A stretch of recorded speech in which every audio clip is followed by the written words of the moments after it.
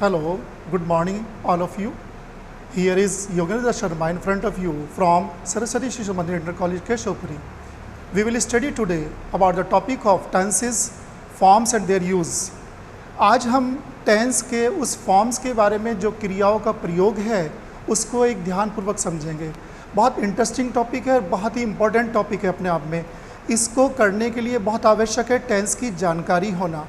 Tense की जानकारी होने के साथ साथ हमें उसके फॉर्म्स को किस प्रकार से यूज़ करना और उसकी फर्स्ट, सेकंड या पास्ट पार्टिसिपल फॉर्म को यूज़ कैसे करना, ये ढंग से इस वीडियो में आज अध्ययन करेंगे। वंस अगेन आपका स्वागत है इस यूट्यूब चैनल में जो विद्या भारती मुजफ्फरनगर के द्वारा संचालित है। मैं आपसे एक बार और रिक्वेस्ट करूंगा कि इस चैनल को सब्सक्राइब कर दें और बेल आइकन को दबाना ना भूलें।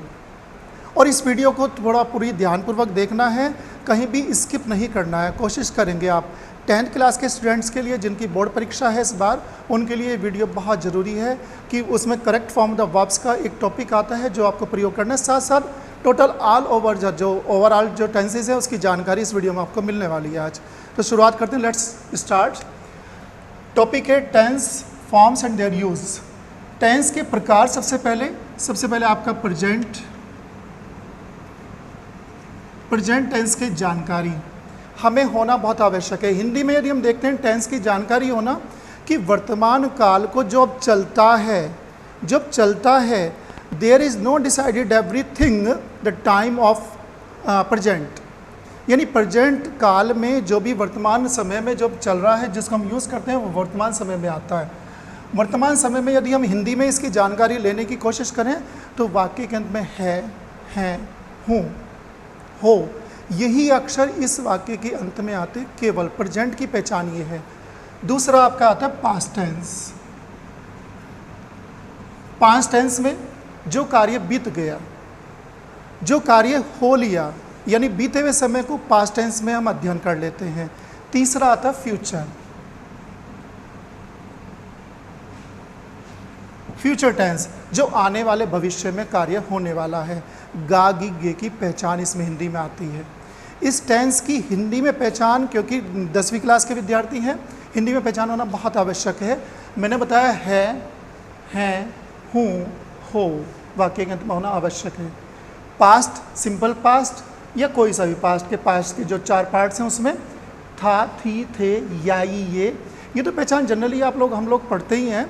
लेकिन यदि वाक्य के अंत में किसी भी वर्ड्स में, किसी भी पूरे अक्षर में लास्ट में आ का डंडा, ई की मात्रा यदि कहीं पे आ रही है तो पास्ट टेंस ही अवश्य होगा। फ्यूचर में गागी गे इंक्लूडिंग दिस आ ई ए, यानी इसमें गागी गे की विशेष पहचान है, लेकिन आ का डंडा, ई की मात्रा यहाँ भी है। क्योंकि बहुत सी बार क्या होता है, पास्ट में भी होता है वह रोने लगा और वह रोने लगेगा। दोनों में there is a big difference between रोने लगा, रोने लगेगा। तो रोने लगा यानी शुरुआत होगी, कार्य हो लिया। रोने लगेगा यानी फ्यूचर की बातें हैं। अच्छा, फ्यूचर की बातें तो उसमें आएगा गागे के इसमें भी आता है। लेकिन यही आइडेंटिफिकेशन हमें करना होता है कि हम लोग कैसे पहचान रहे हैं वाक्य को। उसके बाद में 4 पार्ट आते हैं आपके इंडेफिनिट,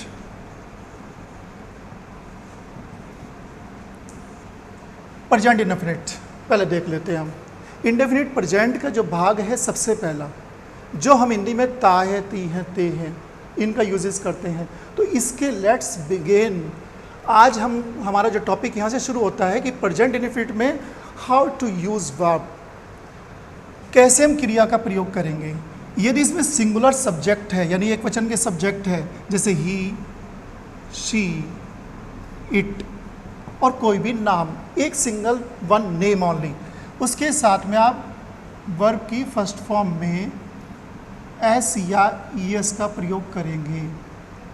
यदि प्लूरल है आई, वी, यू, दे।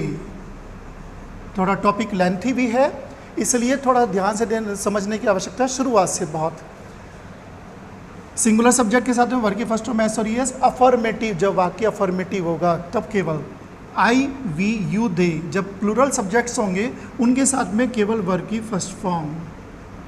एक बात और नोट करनी है, आपको बहुत ध्यान से सुनना है कि जब आप सिंगुलर सब्जेक्ट है, वर्ब की फर्स्ट फॉर्म में एस और ईएस है, तो एस कहाँ, ईएस कहाँ पे यूज़ करना है, ये ध्यान से सुनना है। यदि जो क्रिया है आपकी, जो वर्ब है, सिंगुलर सब्जेक्ट है और सेंटेंस अफर्मेटिव है। सेंटेंस अफर्मेटिव है, सिंगुलर सब्जेक्ट है, क्रिया में एस और ईएस हमें लगाना है। तो ईएस का प्रयोग जब हम करेंगे जब किसी क्रिया के अंत में जो लेटर है वो O, X, S S, S H, C H, O, X, S S, S H और सी एच, यदि ये लेटर बाद में आ रहे हो तो उसमें क्रिया में ईएस का प्रयोग होगा। Otherwise you will always use S in verb. यदि प्लूरल सब्जेक्ट है तो उसमें वर्ब की फर्स्ट फॉर्म का यूज करेंगे आप। अब साथ साथ इसमें हेल्पिंग वर्ब डू या डज का प्रयोग करते हैं आप। डू या डज का प्रयोग, इसके जो अपवाद के नियम है मैं बाद में आपको डिटेल्स में बताऊंगा सारे के सारे। डू या डज का प्रयोग, ऐसे डज का प्रयोग, डू या डज का प्रयोग निगेटिव व इंटरोगेटिव वाक्य में होता है। बहुत ध्यान से सुनते रहेंगे। डू या डज का प्रयोग निगेटिव और इंटरोगेटिव वाक्य में होता है, अफर्मेटिव में भी होता है। जब आप ऐसा बोध कराते हैं वाक्य में, मैं यह पाठ अवश्य पढ़ता हूँ, प्रेजेंट इंडेफिनिट में आपने यूज़ कर दिया, तो वहाँ पे डू डज का प्रयोग according to the subject. Where there is a singular you will use does, plural you will use do. यानी यहाँ पे आप सिंगुलर मतलब चेंज करते रहेंगे। तो यहाँ पे निगेटिव और इंट्रोगेटिव सेंटेंस में तो हमेशा डू डज का प्रयोग करेंगे। तो डज का प्रयोग सिंगुलर सब्जेक्ट के साथ, जो सिंगुलर सब्जेक्ट्स हैं, और प्लूरल के सब्जेक्ट के साथ आप डू का प्रयोग करेंगे, ये ध्यान से करेंगे। और साथ साथ आपका जो स्ट्रक्चर होता है, सबसे पहले सब्जेक्ट, उसके बाद में वर्ब, उसके बाद में ऑब्जेक्ट।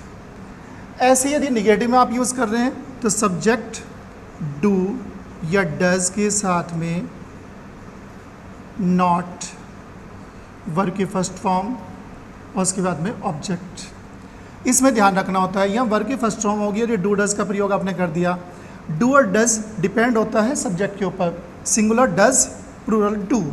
फिर वर्ब की फर्स्ट फॉर्म में एस और एस लगाने की आवश्यकता पड़ेगी नहीं हमें। कारण है इसमें निगेटिव में जब नेवर का यूज़ करते हैं तो हम डू डज का प्रयोग नहीं करते। सब्जेक्ट नेवर, उसके बाद में वर्ब की फर्स्ट फॉर्म में एस या ई एस, उसके बाद में ऑब्जेक्ट। आप ये डिपेंड कराते हैं कि नेवर का प्रयोग यदि है तो डू डज का प्रयोग नहीं करेंगे। ऐसे ही इसमें बेटे डू डज इंट्रोगेटिव वाक्य में जब आप यूज़ करते हैं तो डू डज का प्रयोग, यानी जो हेल्पिंग वर्ब्स है वो बाहर, उसके बाद में सब्जेक्ट नॉट या नेवर, इसमें नॉट नेवर का कोई फ़र्क नहीं है। उसके बाद में वर्ब की फर्स्ट फॉर्म, उसके बाद में ऑब्जेक्ट, क्वेश्चन साइन अवश्य लगाएंगे।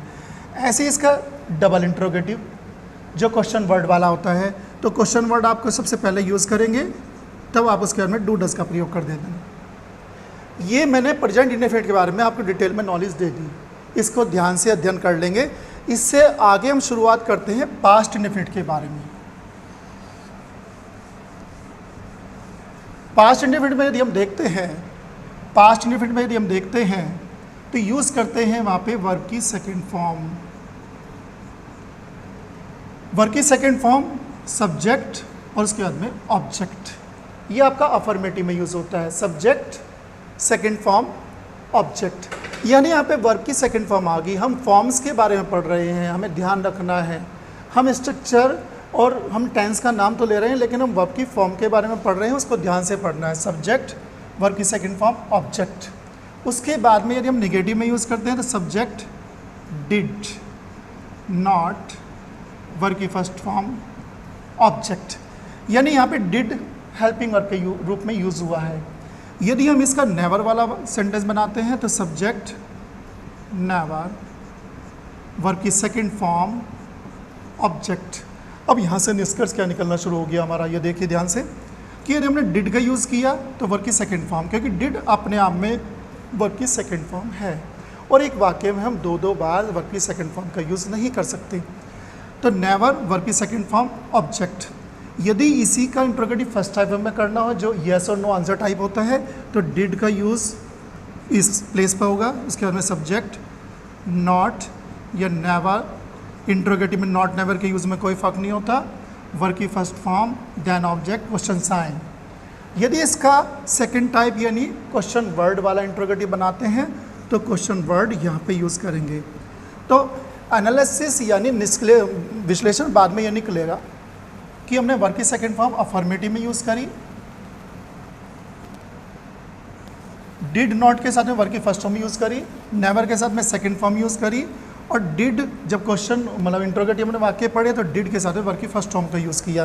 तो इस प्रकार से ये इनको ध्यान से समझना, क्योंकि यही करेक्ट फॉर्म वर्ब्स का यूजेस है, ध्यान से बहुत। इसमें एक बात और, यस्टरडे जो आपका एडवर्ब है, एडवर्ब ऑफ टाइम है, वो पास्ट इंडेफिनिट में यूज़ होता है यस्टरडे।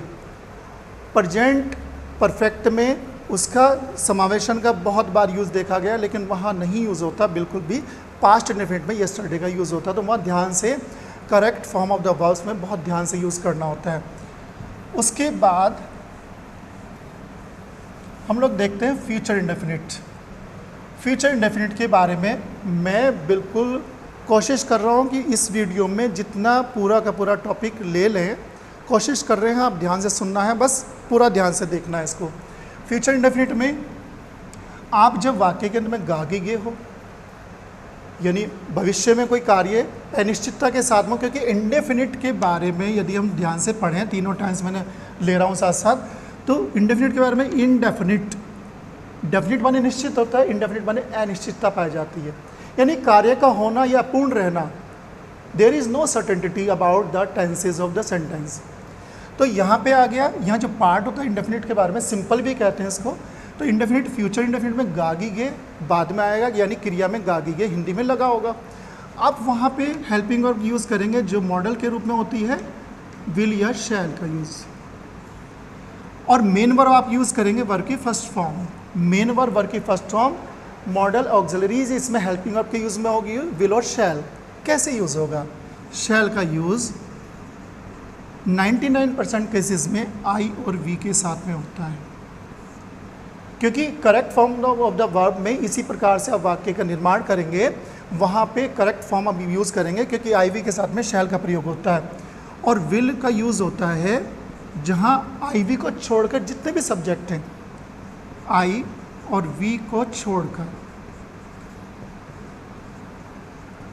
आई और वी को छोड़कर जितने भी सब्जेक्ट है, बाकी सब सब्जेक्ट के साथ में विल का प्रयोग होता है। लेकिन यहाँ पे एक अपवाद भी आता है, यदि वाक्य में ऐसा लग रहा है कि कोई धमकी है, कोई शपथ ली जा रही है, किसी प्रकार का कोई ऐसा कार्य जो बाध्यता प्रकट कर रहा है, तो विल शैल का प्रयोग में अनिश्चितता पाई जाती है। तो विल और शैल का प्रयोग फिर क्या होता है, आई और वी को छोड़कर जो वर्ड्स जितने भी सब्जेक्ट आते हैं वहाँ पे शैल का यूज़ करें, और आई और वी के साथ में विल का यूज़ करेंगे आप। वर्ब की फर्स्ट फॉर्म, इसको ध्यान से, correct form of the verb में वर्ब की फर्स्ट फॉर्म का यूज़ होगा ही होगा, ये ध्यान से करेंगे आप। तो फ्यूचर मैंने बताया, एक पहचान मैंने आपको बता दी, उसके बाद में विल और शैल का प्रयोग बता दिया, वर्ब की फर्स्ट फॉर्म का यूज़ होगा, वर्ब की फर्स्ट फॉर्म का यूज़ होगा, ध्यान से बहुत। टुमारो जो एडवर्ब ऑफ टाइम है, इसमें प्रेजेंट फ्यूचर इंडेफिनिट में आपका यूज़ करेंगे टुमारो। ध्यान से देख लेंगे वाक्य में यदि टुमारो आ रहा है, बहुत सिंपल सा होता है। 10th क्लास का यदि बोर्ड परीक्षा में आप पेपर को फेस कर रहे हैं तो बहुत ध्यान से करना होता है कि यदि टुमारो वर्ड आ गया, टुमारो एडवर्ब ऑफ टाइम आ गया, तो सिंपल सी बात है, विल और शैल का यूज़ कर देंगे वर्ब के फर्स्ट फॉर्म के साथ में, बिल्कुल। उसके बाद में हम लोग यूज़ करते हैं इसका टेंस का second part, continuous.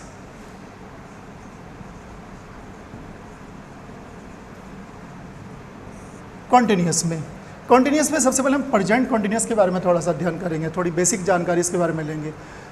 Generally present continuous में यदि हम हिंदी वाक्य में देख लेते हैं तो रहा है, रही है, रहे हैं इत्यादि शब्दों का हमें सामना करना पड़ता है, उसमें वाक्य के अंत में मिलते हैं। लेकिन वाक्य में कंटिन्यूटी होनी चाहिए। वह दरवाजे पर खड़ा है, यदि इस प्रकार का वाक्य तो वहाँ कंटिन्यूटी है, वहाँ लगातार कार्य जारी है, यानी लगातार कार्य का जारी होना, पाया जाना कॉन्टिन्यूस में आता है, वो चाहे प्रेजेंट का हो, पास्ट का हो, चाहे फ्यूचर का हो। इस प्रकार खाली हम वाक्य में देख रहे हैं रहा है, रहा था, रहेगा, इस प्रकार के शब्दों को हम देख रहे हैं, नहीं, ये ध्यान से देखना होता है। उसके बाद में रेगुलर फॉर्म में यदि वाक्य है, आप प्रेजेंट कॉन्टिन्यूस के बारे में अध्ययन करें तो यहाँ पे हम हेल्पिंग वर्ब का यूज़ करेंगे इज़, आर, एम। एम का प्रयोग तो आई जो सब्जेक्ट होता है हमारा, आई जो प्रोनाउन होता है उसके साथ ऑलवेज यूज़ करना है, प्रेजेंट कॉन्टिन्यूस में है। सेकंड, प्लूरल सब्जेक्ट के साथ में आर का, प्लूरल जितने भी सब्जेक्ट हैं, ध्यान से सुन रहे होंगे, देखो बहुत ज़्यादा लिखना बोर्ड पे, आप उस पर ध्यान करेंगे, जितना वॉइस आप सुन पा रहे हैं उतना अच्छा सा रहेगा। तो प्लूरल सब्जेक्ट के साथ में आर का प्रयोग, सिंगुलर सब्जेक्ट के साथ में इज का प्रयोग। जहां एक वचन के सब्जेक्ट होंगे, एक वचन का ही शी इट, मैंने अभी अभी पढ़ा है आपको, ही शी इट या कोई एक नाम सिंगुलर सब्जेक्ट में आते हैं। बहुत सारे नाम या बहुत सारों का संबोधन करना, यू वी दे, इस प्रकार के सब्जेक्ट आ रहे हैं तो आर का प्रयोग, आई यानी मैं का यूज़ होता है, एम का प्रयोग। हाँ, इसमें प्रेजेंट कंटिन्यूअस में मेन वर्ब यदि आप यूज़ करते हैं तो वर्ब की फर्स्ट फॉर्म में आईएनजी का प्रयोग होता है। यानी जितने भी कंटिन्यूअस फॉर्म्स के वाक्य हैं वहाँ वर्ब की फर्स्ट फॉर्म में आईएनजी का प्रयोग ऑलवेज आप करेंगे, ये ध्यान से बात करेंगे आप। यानी आपके पास 6 टेंस हैं, यानी टेंस के 6 भाग हैं, present continuous, past continuous, future continuous, present perfect continuous, past perfect continuous और फ्यूचर परफेक्ट कंटिन्यूअस। ये 6 भाग हैं टेंस के, उन सब में वर्ब की फर्स्ट फॉर्म में आईएनजी का प्रयोग होगा। क्यों? पता है, कार्य का जारी रहना पाया जाता है वहाँ पे। ऐसे ही आप पास्ट कंटिन्यूअस के बारे में, पास्ट कंटिन्यूअस में यदि आप हेल्पिंग वर्ब का यूज़ कर रहे हैं तो वॉज और वर, वॉज और वर में भी वही है, सिंगुलर सब्जेक्ट के साथ में वॉज, प्लूरल सब्जेक्ट के साथ में वर। यहाँ पे सिंगुलर सब्जेक्ट में क्योंकि आई जो है प्रेजेंट में हमने देखा था वो प्लूरल में आया था, प्रेजेंट में आई प्लूरल, यहाँ पे आई पास्ट में आने के बाद में सिंगुलर फॉर्म में हो जाता है, यानी आई वॉज के साथ में जाएगा। आई, ही, शी, इट, ये कोई एक नाम। ऐसे ही वर्ब के साथ में यू, वी, दे, दो या दो से टू एंड मोर नेम, यहाँ पे वर्ब का प्रयोग आ जाएगा। यहाँ पे भी मेन वर्ब की फर्स्ट फॉर्म में आईएनजी का प्रयोग ही होगा ऑलवेज। इसके बाद में आप समझेंगे फ्यूचर कंटिन्यूअस के हेल्पिंग वर्ब और मेन वर्ब के बारे में, थोड़ा सा इनका भी अध्ययन कर लें। फ्यूचर कंटिन्यूअस के बारे में विल बी और शैल बी, वही शैल बी और विल बी का भी मैंने अध्ययन कराया था। आई वी के साथ में शैल और बाकी सबके साथ में इनको छोड़कर विल का प्रयोग करेंगे आप। मेन वर्ब की फर्स्ट फॉर्म में आईएनजी का प्रयोग ही यहाँ भी होगा क्योंकि कंटिन्यूअस फॉर्म के वाक्य हैं। इस प्रकार ये अध्ययन करने के बाद में जब आप ये अध्ययन कर लेते हैं तो ध्यान से इनका प्रयोग करना है। वहाँ पे correct form of the verb में जो क्रिया है वो ब्रैकेट में दी हुई होती है, उसको आपको सही प्रयोग करना होता है। कुछ वाक्य जैसे he dash dash dot me yesterday, meet का यूज़ कर दिया उसने, he dash dash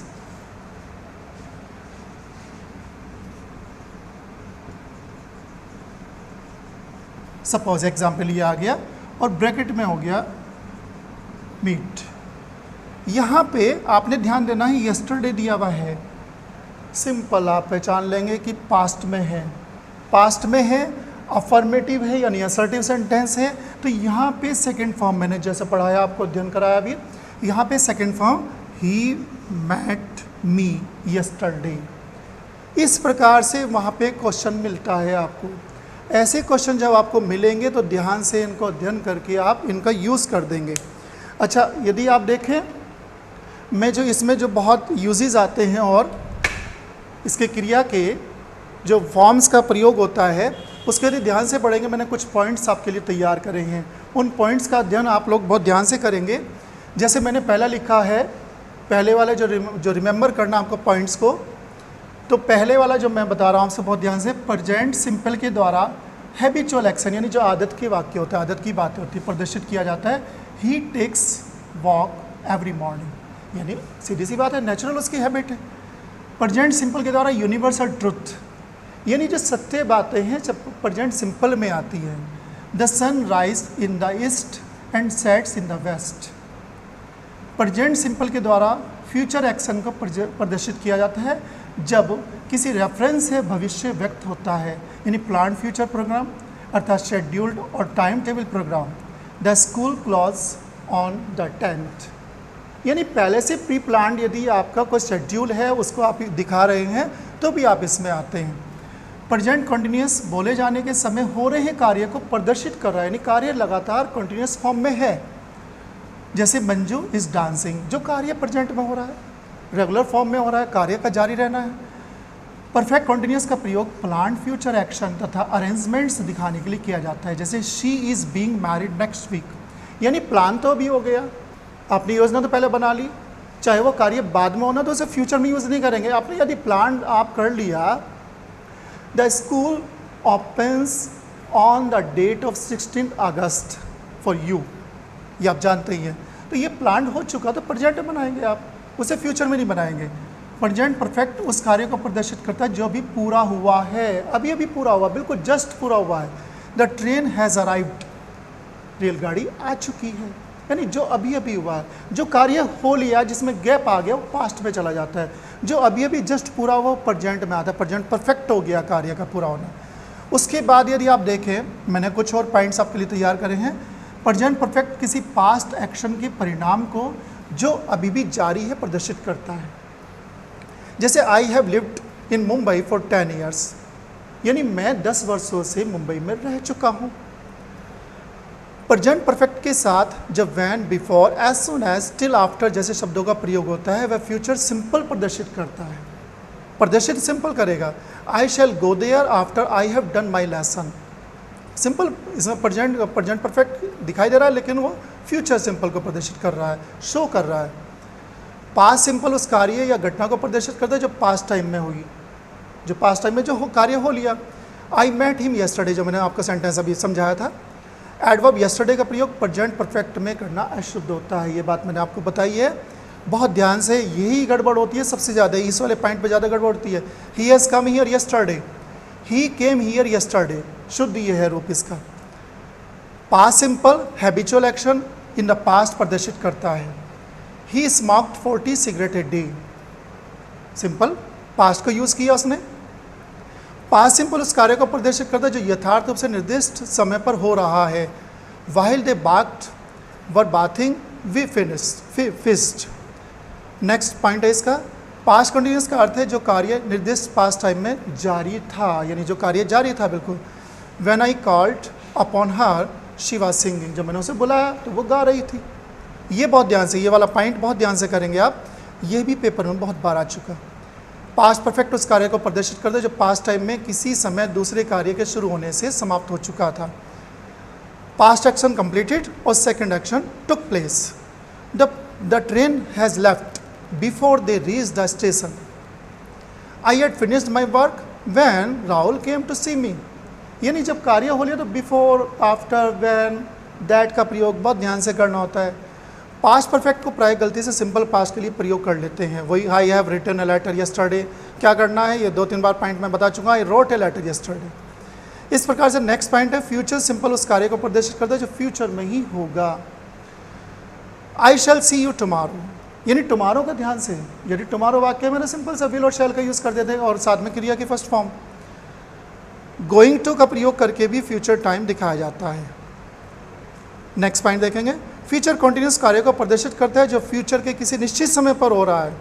she shall be singing then, यानी तब निश्चित समय का उसने बता दिया। फ्यूचर परफेक्ट उस कार्य को भी प्रदर्शित करता है जो फ्यूचर के किसी निश्चित समय में पूरा होगा, आने वाले समय में पूरा होगा, वही फ्यूचर में हो जाता है। She will singing then. Next point देखेंगे, सिंस और फॉर का यूज़। इसमें सिंस और फॉर का यूज़ जो परफेक्ट कॉन्टिन्यूस में यूज़ होता है सिंस पॉइंट ऑफ टाइम के लिए, यानी बिल्कुल निश्चित समय के लिए, 2 बजे, कल, परसों, सुबह, शाम, इस प्रकार के जो शब्द आते हैं उनके लिए सिंस का प्रयोग। और period of time, period of time कहते हैं जो समय का बिल्कुल आप टाइम एक पूरा निकाल रहे हैं, एक फिक्स है 2 बजे, और एक समय है 2 घंटे। 2 घंटे को आप बहुवचन में बिल्कुल आप फैला सकते हैं, लेकिन 2 बजे को आप सिंगल 1 टाइम होता तो पॉइंट ऑफ टाइम के बारे में बात करेंगे आप। इस प्रकार से नेक्स्ट पॉइंट देखेंगे आप, यदि कोई कार्य एक दूसरे के बाद पूरे हों तो उन्हें प्रदर्शित करने के लिए पास्ट सिंपल की क्रिया का यूज़ करते हैं। As soon as he saw me, he waved, जैसे उसने मुझे देखा तो उसने हाथ हिला दिया। इस प्रकार से कुछ क्रियाएं हैं जिनका बहुत ध्यान से प्रयोग करेंगे, प्रेजेंट कंटिन्यूस में या कंटिन्यूस में प्रयोग उनका नहीं करेंगे। Believe, forget, imagine, know, realise, recognise, suppose, understand, want और विश, ये कुछ क्रियाएं हैं। साथ में लाइकिंग एंड डिसलाइकिंग की जो क्रियाएं हैं, अप्रियंस की जो क्रियाएं हैं, पोजीशन की जो क्रियाएं हैं, प्रिपरेशन की जो क्रियाएं हैं, और बीइंग यानी बी से संबंधित जितनी क्रियाएं हैं उसमें ध्यान से आप प्रेजेंट कंटिन्यूस में उनका यूज़ नहीं करेंगे। ये जो मतलब जो डिटेल्स है आपकी, हैव जो क्रिया है अधिकार के रूप में प्रयोग नहीं करते उसको। I have a car present simple में यूज़ करते हैं, प्रेजेंट सिंपल में यूज़ करते हैं, उनका कंटिन्यूस फॉर्म में यूज़ नहीं होता। लेकिन निम्नलिखित उदाहरण में मैंने बताया जो we are having a party tomorrow, यानी यदि आने वाले समय के लिए बात है तो आप उसमें आईएनजी का प्रयोग कर रहे हैं, उसमें शो कर रहे हैं। नेक्स्ट पॉइंट में यदि हम देखें, जब हम पास्ट टाइम में नियमित रूप से होने वाले किसी कार्य के बारे में बात करते हैं तो हम पास्ट में इस प्रकार से यूज़ करते हैं, पास्ट टेंस के स्थान पर वुड या यूज टू का प्रयोग करते हैं। We would normally spend the summer Mussoorie, हमने सामान्यतः मसूरी में अपना समय को यूज़ किया, वहाँ पे हम गए थे। तो इस प्रकार से जो उसके यूजेस हैं, क्रिया के जो मेन प्रयोग हैं, मैंने आपको डिटेल्स में आपको क्लियर किया। उसके बाद में क्रिया का प्रयोग कैसे करना है, विल और शैल का प्रयोग कैसे करना है, is are am was were का प्रयोग कैसे करना है, इस प्रकार डिटेल में ये उनका सावधानीपूर्वक यूज़ करेंगे तो बोर्ड परीक्षा में आपको 100% सफलता प्राप्त होगी। धन्यवाद।